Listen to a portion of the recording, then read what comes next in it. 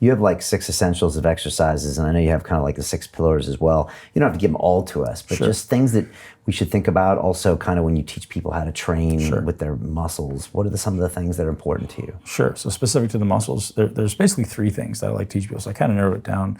6 was hard to remember, so I narrowed it down to 3 for people. And so the 3 things are SSI. So set up, stabilize, initiate. And so setup means everything. The way you set up for an exercise, if you don't do that correctly, what happens afterwards is absolutely a waste of time. So as we spoke about previously, we have all these guys who have a huge amount of horsepower, producing a tremendous amount of work. But if they set up in a position that it disadvantages their body from using particular muscles, they're predisposing themselves to injuries. So I'll give an example. I'm doing a bench press and my shoulders roll forward. Well, the pec no longer works. So now the front delt and the tricep are forced to do the work. So people are going, well, I can't build my pecs. Well, you just didn't set up correctly, right? Doesn't mean you can't build pecs, just means you didn't set up correctly. It's just a simple example.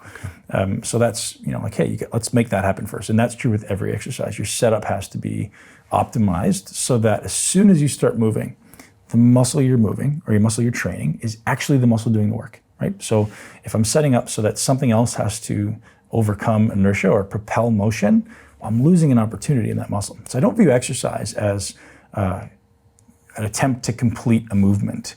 I view exercise as an opportunity to challenge a muscle, right? So I don't think it's like, hey, I want to finish this bench press or I want to finish this squat. I don't care.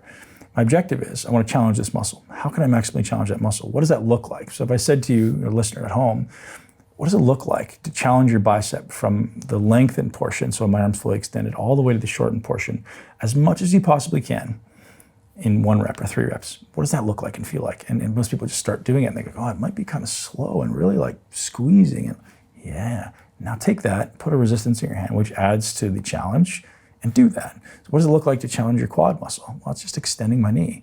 Okay, well, how do I do that with resistance from at every centimeter of this range of motion, right?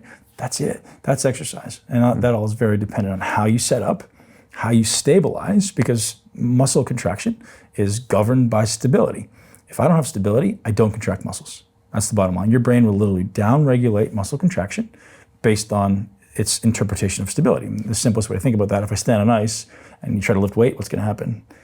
Shit, I can't do this. I can't lift it. Your ability to produce force goes down. That's just, we know that. So we have to create massive amounts of stability.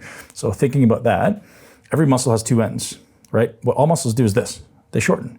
Pull the one end closer to the other. So in order for me to do that, I need one end to be absolutely anchored in order for me to pull the other one to it. If this end is moving as well, you get a sum-zero game, right? You get this, both ends moving.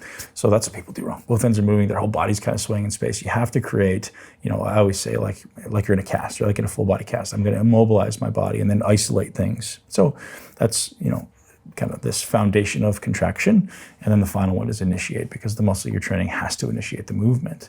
Otherwise, you're wasting opportunity.